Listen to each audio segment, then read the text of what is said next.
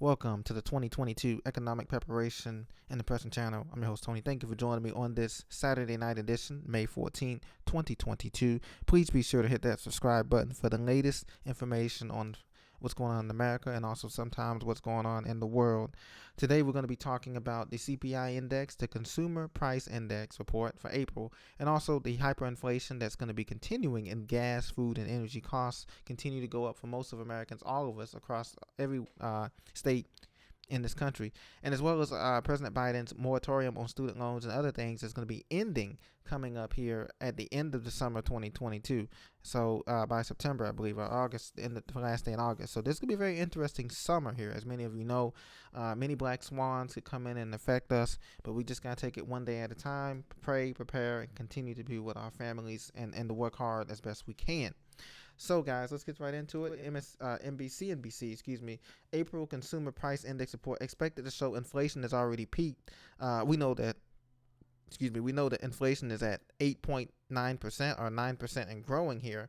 Inflation has not peaked, I believe, and that's just my opinion. Right now it's at 8.1%, and that's why we're seeing a drop in stocks and the S&P, Wall Street, and the cryptos, because they are already pricing in, the market's already pricing in that inflation is expected to tick higher.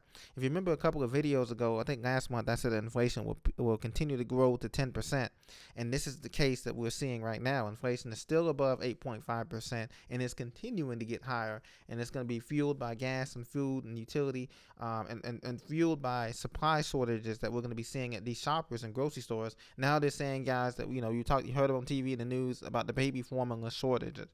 It's just one of the many supply shocks that we can have. Next, it could be water. Next, it could be, maybe you can't get generators, or you can't get candles or flashlights, or, different things that you may need. And that's why it's so critical that while we still have time and why the dollar is still worth something, to stock up on these goods. Cash is king right now because, like I said, one glitch in the system, and you won't have access to that if you don't have it in your hands. You don't hold it, you don't own it.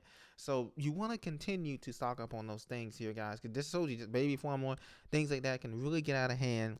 And according to CNBC.com, they're saying that the report is expected to show that the inflation has already reached a peak.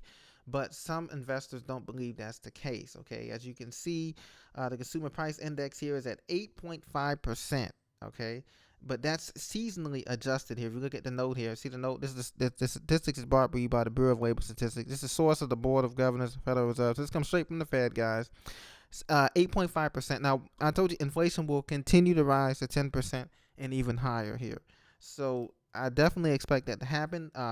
Economists are worried that this inflation was. Remember, they told us at first that inflation was transitory, and now we see that nothing is transitory. This is a permanent fixture that's going to be with us from this year and even possibly through the beginning and middle summer of next year, unfortunately. MarketWatch.com, gasoline futures continue to finish at record, lifting oil to weekly gain. Okay, so guys, we know that gasoline is expensive. It is a barometer of the economy. The average price of gasoline, according to AAA, is now eclipsed $4.54 US dollars a gallon. Gas will be at $5 a gallon by the end of June, guaranteed. Not only gas, guys, but there's other things that's going to be happening too as well. You can see gasoline futures up here now. The graph, it's up here at way up here at this is continuous contracts gasoline. This is a little bit different.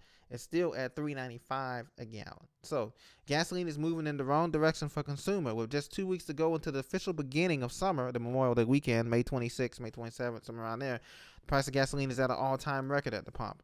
So these commodities will continue to rise, and this is going to put a lot of pressure. I mean, who wants to take a vacation, a road trip now, where you have to travel multiple states, hundreds of miles, when gas for even a basic sedan or a little car is going to cost you at a minimum $50, $40, $50, $60, $70 to fill up. For if you're talking about an SUV or a huge truck, you're easily paying almost $90 to $100 to fill up. Now, some people say they keep their tank on half full and then top it off like that. That way they won't feel as much impact. But when gas gets to be $5, $6 a gallon for regular, we're not counting diesel. Remember these semi trucks and lorries, they run on diesel.